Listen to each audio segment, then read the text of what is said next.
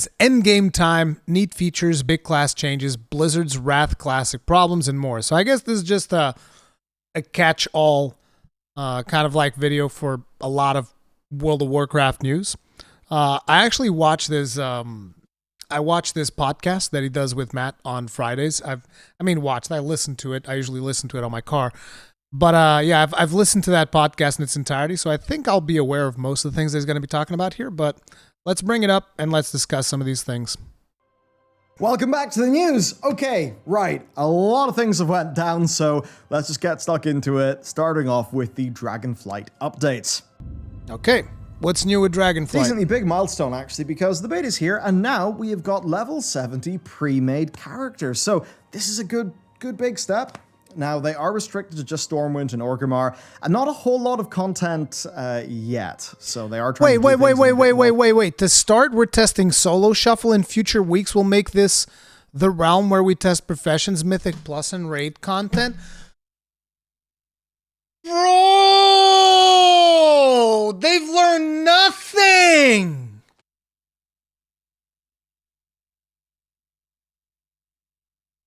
Oh my God! Yeah, they learned nothing. They did nothing. What did we learn here at Blizzard? Fucking nothing, dude. Fucking nothing. It's like, dude, why is this a problem? Some of you guys may be wondering. It's like, well, what's going on, Rurikhan? Why is this a big problem? It's like there's not gonna be anything. There's not going to be anything left for people to discover. Like, it's bad enough that people have done the entire quest lines. It's bad enough that people probably already data mined like all the spawn locations of every single node of every single thing. It's bad enough that all of that happened, but they're like, hey, guess what? We're also going to be spoiling Mythic Plus routes. So that basically, okay, the moment Mythic Plus drops this expansion, as a tank, you're expected to instantly know the most optimal routes, despite the fact you've never even done the fucking dungeon in Mythic Plus. You're just like, hey, yeah, you know the route, right? You know the mobs you gotta kill, know all that. It's like, I've never even ran this dungeon in Mythic. Yeah, we don't care. Go to Wowhead, go get the Drathnus routes. Let's fucking go. Let's get it together, baby. I mean, that's the way you got. That's the way you play it right there. That's the way you do it. It's just like boom, boom, boom, boom. Go to the website, go outside the game, go find the resources that tell you the most optimal way to play the game, and then come back and come tank our Mythic Plus. Why can this never be something that is organically discussed? No, it's just going to be on the fucking testing realm where it's going to be tested beyond fucking belief, and all of the routes are going to be out for all the different, oh, here's the route for when it's tyrannical, here's the route for when it's fortified, here's everything that you'll possibly ever fucking need to know. Also, raid content. So here's the strategy for boss 1, here's the strategy for boss 2. Like, blind progression? What's that? We don't do that in World of Warcraft. You need to have your DBM installed, need to have all of that shit good to go day one, and it's like, make sure to watch the video. Dude, it's like, why can't you just get a QA team to test this? The bare minimum of bare minimums. No, we don't do that here.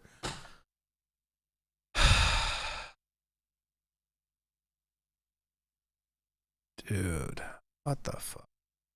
Of a focused way, but at least we can test full talent builds, which is definitely nice. Of course, over time, Mythic Plus and raiding will make it in, but first, they're going to be doing the rated solo shuffle with a round of testing next week. So it'll be interesting to see how, well, solo queued conquest earning PvP with raiding is going to feel. Also, we've got the Season 1 dungeon pool, right, for Mythic Plus. Ruby Life Pools, Algathar Academy, Notku Defensive, Azure Vault, and then for the returning dungeons, Halls of Valor, Court of Stars, Shadow Moon Burial Grounds, and the Temple of the Jade Serpent. You know what? Those are 4 returning dungeons that I really like, but I would say, Blizzard, don't be cowards. Inflict Skyreach upon the people. Maybe I'm just a sadist. Okay, we then just have a whirlwind of little changes for the expansion. So, here is a map. Here's where the Isles are in an increasingly crowded and not a scale world map. For talents then, a nice new little feature where Blizzard are adding in suggested starter builds for people. This is just really great, and the good thing is it works not by preloading a whole build at once, but it actually guides somebody talent by talent through making a build. So hopefully they will A, not feel overwhelmed, and B, actually learn something. Then, gearing. Well, gearing in raids is a bit more different now because it spans 4 item level brackets within the same difficulty, instead of just the final 2 bosses being a higher item level. Basically, it's just more granular rewards. I wonder if that'll cause any loot table funk, but I suppose Blizzard's overall intent is just that you progress, as you progress to harder bosses, you do just get better loot, right? So I think they just want to do that to try to make their raids feel a bit more rewarding, and I suppose also have the item level actually reflect that difficulty curve. Leveling then. So, XP. They have brought back the XP to its heavily nerfed values, and this absolutely crushes the likes of level 50 to 60, which of course you'll be able to do in Chromie time. And I suppose overall this probably means that 1 to 70 will take about as long as 1 to 60 will.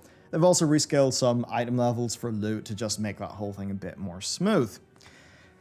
Class changes. There's actually been quite a lot of them then. So there is a bit of a drama with warriors who can now get a mass grip, but it... Warriors can never have nice things. We can never have nice things. Never. Okay, tell me more. Targets only 4 targets and 10 yards range, and it increases Heroic Leap's cooldown by 45 seconds. So initially people were worried it was way too much and the DKs felt a bit hard done by, but now it's nice utility, but you certainly will pay for it. For the hunters then, there is also a little bit of... I am not reducing my Heroic Leap cooldown. I'm not increasing my Heroic Leap cooldown. Fuck that. Fuck that noise, dude. I want to jump all over this bitch. And jump more than a fucking NBA player. Bounce, bounce, bounce, bounce, bounce. That's how I play Warrior. Charge, jump, charge, jump, charge, jump. Best. Utility drama, where Binding Shot was turned into a route that would, consistent with other routes, break with damage. And following clear, instant, and pointed feedback, it's now a 3-second stun rather than it would have otherwise been. So I suppose a bit of a win there. And for the Warlocks, you are getting Spell Lock added back to your Fell Hunter because they wanted to keep that part of the class fantasy. Then, for what seems to be my new main class, Priest, we've got some more business. Now, with Renew and Flash Heal being Disc's new bread and butter for spreading Atonement, they are considering just doing some pruning-like things like removing Shadow Mend, and they said that overall they're happy with the class and spec trees. But that said, there is a funky thing. Silence won't be added to the class tree, and that means that Holy and Disc are the only 2 specs in World of Warcraft that don't have an interrupt. Now, Blizzard said, not everybody has to have everything, but it does feel a bit weird when the other 36 do.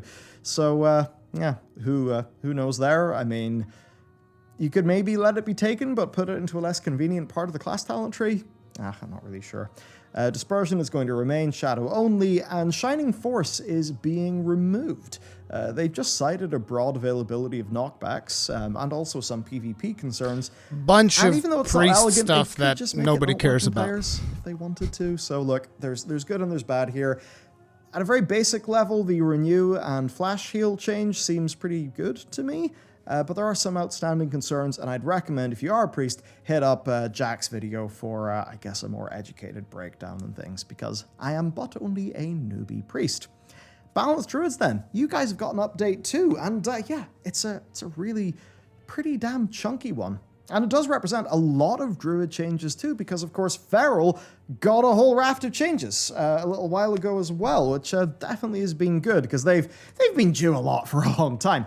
Okay, balance then. Not only has your Mastery Total Eclipse been redesigned into Mastery Astral Invocation, but Star Surge, Star Fall, and the general behavior of eclipses have also been redesigned. So that's quite something. And it's kind of interesting to me because the changes that they've made, I mean, like the eclipses, they no longer have to be like one then the other. So you just stay in whatever eclipse makes the most sense for the situation that you're in.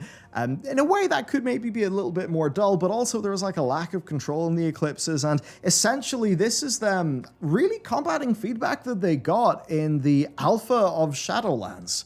So I guess they kind of only just got around to it.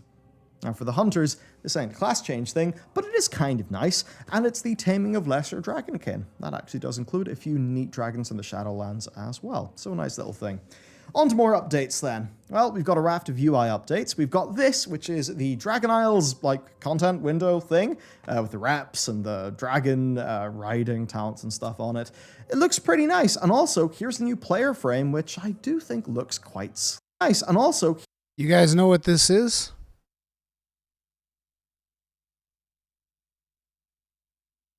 It's your chore list. Better get to work, peon. You better get to fucking work. But do you think you're here to have fun? No. We are tracking every move you make, in every step you take. Na na na na na. We will engage you. We want engagement. We want engagement. That's all they want. They just want your engagement. They want to make sure that you can track literally everything, your entire progression, because fuck organic, okay? It's all about you being able to track every single little thing. Here's the thing. This could actually be a neat feature after you finish the story. I feel like after you finish the story, like, hey, let players organically go through the game. And then after you finish things, then like, okay, now here's your chore list of all the things we expected you to do. If you want, you can go do those now. But at least let them have like a first play experience where they don't feel the pressure of like, oh yes, I gotta make sure that I fucking do the 50 side quests on this zone because they're probably going to be real good. Here's the new player frame, which I do think looks quite slick.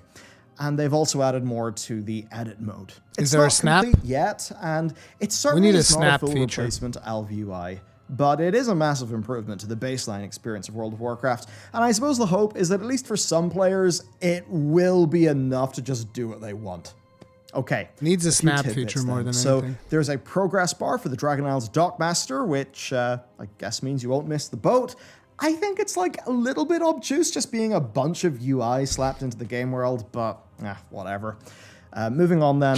Imagine like you gotta get a ferry or something. There's a dude in there with a helmet that's just got like lights on it telling you how long till the next ferry.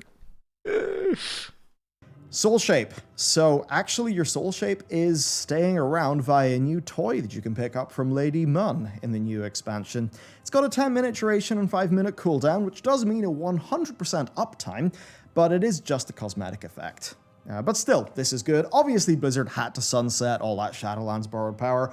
I'm just happy that, for the players who went and collected all the Soul Shapes, they're not shit out of luck now.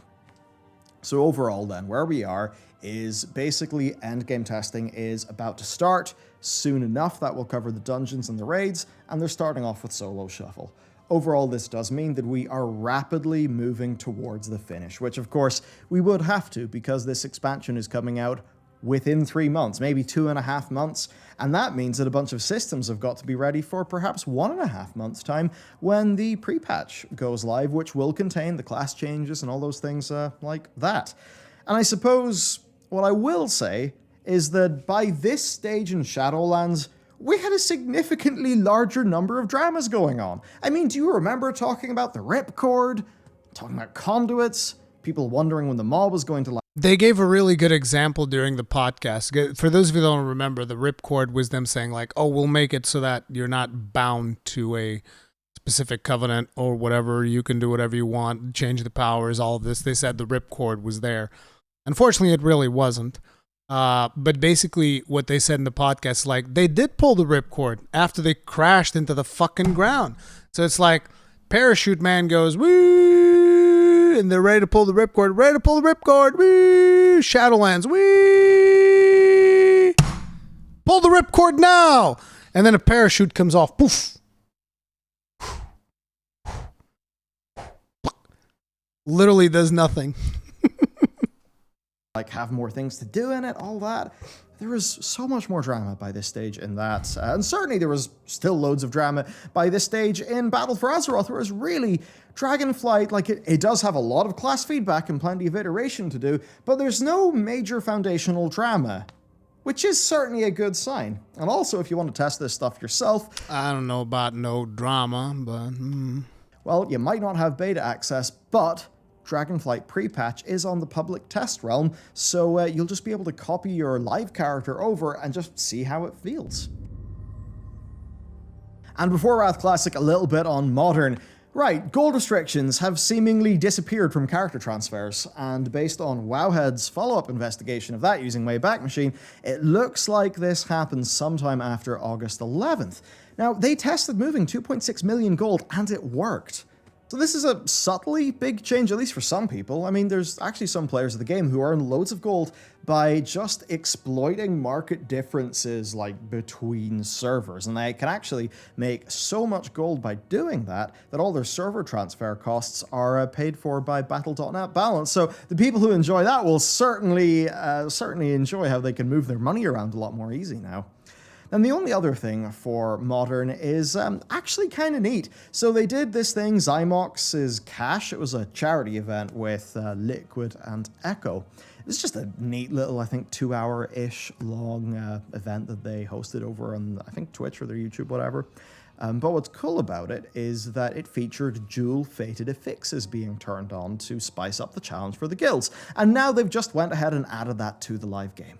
Now, you're not going to get any more loot if you activate 2 of these affixes. It's just there's a neat option, so I think that's kind of nice. And there's actually a few cases where the boons that you can get from those new fated affixes can actually make the fights easier. Next then, the big impending thing, Wrath Classic. So then, the release schedule is out, and it's quite nice for us in and around Europe because 10 a.m., which is perfect for a full day of Goblin Mode gaming. Is anybody here playing Wrath Classic? Just out of curiosity? I'm not. Just curious. Though has been absolutely humongous, and that has led to some woes. First off, we've got 2 new PvP Fresh Start realms being added, which likely is to help with congestion and maybe fill a bit of a gap. Now, people have been having, like, big queues to get onto Battle.net, and then big queues to queue for the game. And the queuing can actually take 6 hours in some of the mega servers, which is crazy. And Blizzard are targeting that problem by disabling incoming paid transfers, locking the realms indefinitely, and offering free outbound transfers. It's this thing that's happened where the community's basically thought, like, shit, we have to go to the mega servers. Those are the only ones that are viable to play on. And that broad community perception, according to Blizzard, isn't exactly... well, A, something that they can fix by just throwing more hardware at the problem, and also isn't as much of a thing as the community thinks it is, because there are some servers that are not being considered as viable as the mega realms, but those realms have actually got 2, 2.5, 3, 4 times the concurrency of 2008 servers. So, fairly interesting.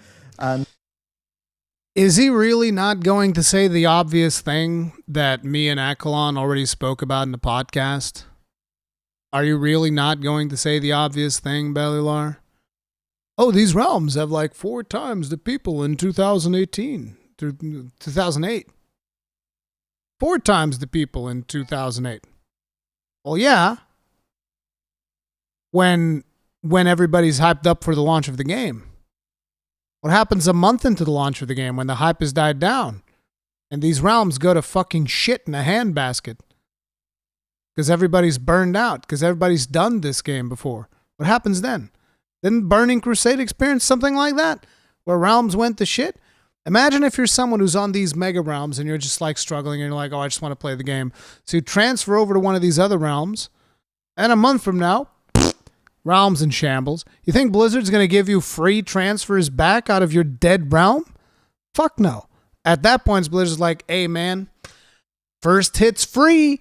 Next one's going to cost you. And yeah, there's a lot of people coming back for Wrath Classic. And of course, Blizzard, you know, they're not going to open a humongous amount of servers because, you know, if they opened, you know, all that stuff for the initial rush, and obviously there's going to be an attrition, then they could be left with too many servers and players spread too thin, and that could probably exacerbate the mega server problem. That's going to happen no matter what. I think what. it's the sort of thing where ideally you do want to get away with the smallest number of servers that will do the job. Interesting. Now, some of the players logging in have been doing so to unlock the Frostblood Proto-Worm mount on the live game. It's a cross promo Blizzard are doing, and you get it for completing the DK starting experience. And if the prospect of leveling a character up to 55, or maybe even buying a boost, so that you can then make a DK, if that seemed funny to you, don't worry, because you can actually make a Death Knight on a fresh, like, classic account without having to get another character up to level 55, providing you're not doing it on a fresh start server. And by the way, this is a huge win, in my opinion. It's like we don't get a lot of Blizzard wins, so we got to celebrate the very few that we get. Them actually making like a cool ass mount, like look at this. Where's the mount again? I think he shows the mount like right around here, right? Blizzard are doing, and you get it for completing the DK starting experience. And if the prospect of leveling a character up to 55, because, you know, if they opened, you know, all that stuff, I want to show the mount. And obviously there's going to be an attrition, then they could be left with too many servers and players spread too thin, and that could probably exacerbate the mega server problem. So I think it's the sort of thing where ideally you do want to get away with the smallest number of servers that will do the job. Interesting. Now, some of the players... Yeah, look at this mount. It is actually a really cool looking mount. And you can get this by playing the game. As a reward, by playing the game. It's a good looking mount by WoW standards. I don't personally like WoW graphics at all. Well, I like the World of Warcraft art style. This is a very good looking mount. Even though it's not my style of mount, because it's got a lot of undead features, I usually don't tend to ride these types of mounts. But it is a really cool looking mount. And all you have to do to get this mount is play the Death Knight starting experience on classic servers. I don't know when the mount's going away. I'm assuming this is not going to last forever. But it is cool that you can actually just get this mount by playing the game. Because this could very easily be like, 6-month sub mount, yay! But I feel like they finally did something right by their players. So you have to be like, holy shit, Blizzard actually did a good thing. Oh my God, we have to like celebrate this somehow. Jesus Christ. Logging in have been doing so to unlock the Frostblood Proto-Worm mount on the live game. It's a cross promo Blizzard are doing, and you get it for completing the DK starting experience. And if the prospect of leveling a character up to 55, or maybe even buying a boost, so that you can then make a DK, if that seemed funny to you, don't worry, because you can actually make a Death Knight on a fresh, like, classic account without having to get another character up to level 55, providing you're not doing it on a fresh start server. And I guess for me, like, in fairness to Blizzard, the mount looks great, and with all of this being under the same subscription, I'm not going to begrudge them some cross-promotion. Now, unfortunately, not all was smooth with the pre-patch event, and look, this led to a massive blue post. I'll basically just make it simple. There was internal confusion and miscommunication that led to confused players who didn't know what to expect, and we're now at a situation where they've essentially... Internal confusion. This never happens at Blizzard. What are you talking about, Bellular? Rebuilt a whole bunch of the pre-patch event to operate in a more modern fashion, and things are now going to be proceeding more smoothly, where the invasions will play out until Wrath launch. The Cure quest is live in Shatwrath right now, and cities will come under attack as of Monday 19th. So, yeah, I think that may have been mild crisis mode at the office for a while. Now, there has been a bit of a drama, actually, where there's a hotfix that's allowing people to queue for a BG anywhere, not just at the War Master NPC. And I know that to a lot of modern players who didn't play back then, that might seem insane and you won't know what I'm talking about. Yeah, you could not queue for a battleground when you're out in a zone. You had to go I actually to a don't War even Master remember NPC this. in a major city. And that meant that the PvPers would be congregating around the War Masters. Yeah. So it's a bit of an odd thing making this change, because you can't queue for a dungeon anywhere, you have to go to the Summoning Stone. So the philosophy feels a little bit inconsistent, and I think some people don't like the idea of depopulating those like common PvP social areas. So yeah, Blizzard have definitely received some pushback on that one. And finally, what about Cataclysm Classic? Well, of course, World of Warcraft is a game that literally has been dying since the moment it hit public beta. Cataclysm is most broadly the point in time where people say the game was truly dying, because it was the time where the numbers... Listen, as far as I'm concerned, after Wrath, you can't call it Classic. You can't call it Classic anymore after Wrath of the Lich King. I fundamentally disagree. And I've said this since the beginning. Like, I don't know how many of you guys were here when they started talking about Classic. And the thing that I've always said is like, okay, so you'll do Vanilla Classic, fine. Then you'll do Burning Crusade, fine. Then you'll do Wrath of the Lich King, fine. Where do you go from there? Cataclysm? Mists? Yeah, right. Good fucking luck. Pfft. Shadowlands Classic, exactly. Shadowlands Classic. It's not Classic. They will start over with new Ultra WoW Classic. It's like, this is where my idea for World of Warcraft story really should come into play, I feel like. This is where it really needs to come into play. You know, they went like this, and then they went like this, and they went like that. Yes. And this was quite spooky around the time, you know? Total Biscuit had just started doing the daily WoW show, I've forgotten its name. You know, it was after the Cataclysm beta was humongous on YouTube and new media. Cataclysm had a really big launch. And then it almost instantly ran out of steam. There was dramas. I mean, I really enjoyed the tuning of the heroic Cataclysm dungeons at the start, but for a lot of people playing in pugs, it ended up being a really horrendous experience with super long queue times in the dungeon finder.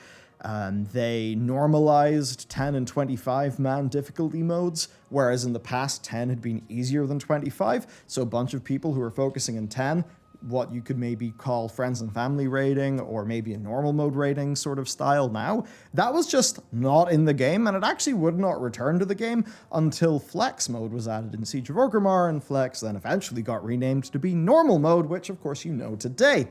So the idea of Cataclassic is interesting because it is where things started to change in some ways for the game, and it's something that Ian mentioned. I would argue that things started to change during Wrath of the Lich King, because that's when we got stuff like Group Finder, that's when we got heroic difficulty, that's when we got all of this other stuff. Like, to me, I've always felt that Ulduar was the pinnacle. That's the way that they should have gone. Organic difficulty, it was so much better than these concepts and notions of, oh, it's the heroic difficulty, the mythic difficulty.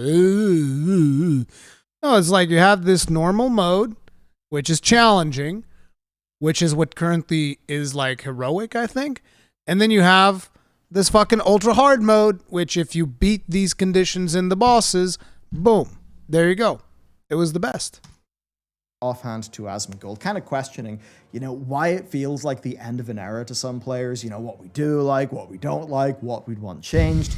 And a survey came out. The survey actually goes into some detail on that. It's kind of fascinating. It's all just diving into the many different features, saying, you know, what did you like? The expansion after the original Wrath of the Lich King was Cataclysm. We would like to get your feedback on the features and system introduced in the Cataclysm expansion.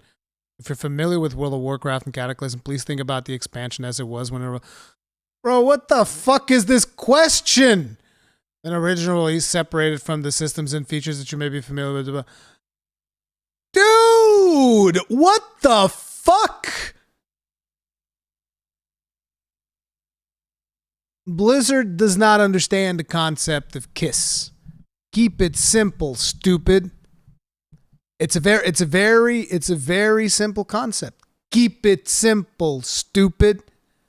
It's like, don't be a dumbass. Like, what do you not like? What would you not like to see? Are there changes that you would enjoy?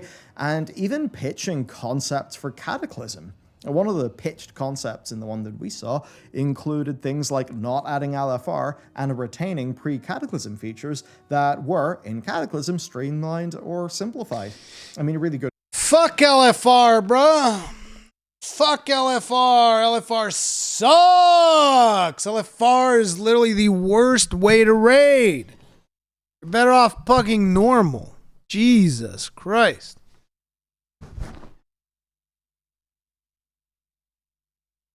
Good example of that. I don't know if you were around for Ghost Crawler's rather famous, or to some people infamous, depends who you ask, WoW, Dungeons Are Hard blog post, like Heroic Dungeons. What do? Do you launch with the nerf version that happened like weeks or maybe even like 2 months or whatever it was after? I don't know.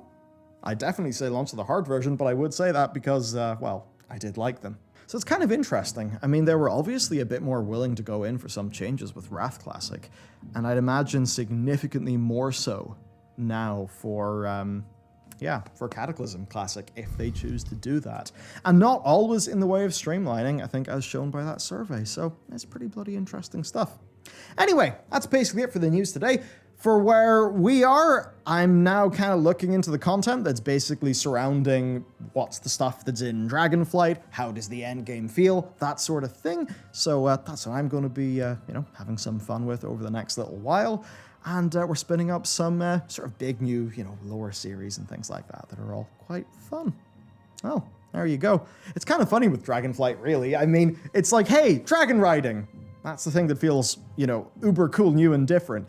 But other than that, it's like standard slice of WoW, but with significantly less downsides than we've had recently, and, a few upsides that kind of feel nice, but you can't really, stand from the rooftop shouting about it. That's the weird thing, because it's an expansion that I think is really focusing in on rebuilding those foundations. It means they kind of, they can't have the uber sexy features that, will blow people away, right? Like, hey, here's player housing and a whole new feature, and I don't know, the Island Sanctuary from FF14, you got that too. They can't do all of that stuff because they need to get the foundations right. So I suppose for me, it's like, will this just be a good, 7.5 out of 10, 8 out of 10, gives us a good slice of WoW, doesn't fight with us, then they can build on that in terms of patches, and then when they're making... Bellular is so incredibly optimistic. I really do wish I could be this optimistic. It's like, I want to be this optimistic, man, because I want to play World of Warcraft and I want to have a good time. I cannot be this optimistic because I've been fucked around so much that it's impossible. Making 11.0, they have like just a nice friggin' stable foundation for World of Warcraft that they can actually trust. Because if that's the case, then I think we might finally get out of this very bizarre and unfortunate cycle that we've been caught in for the last few days. Few days? Wow, I truly have lost my mind. No, few years. Few years. Okay, before I lose my mind any further, thanks for watching, and I'll see you next time. See ya.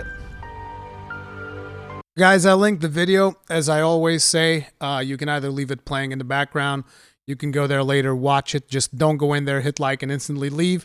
That's actually bad for the algorithm. Make sure to give Bellular some watch time if you do end up watching the video, because, I don't want to hurt Bellular's analytics on the algo.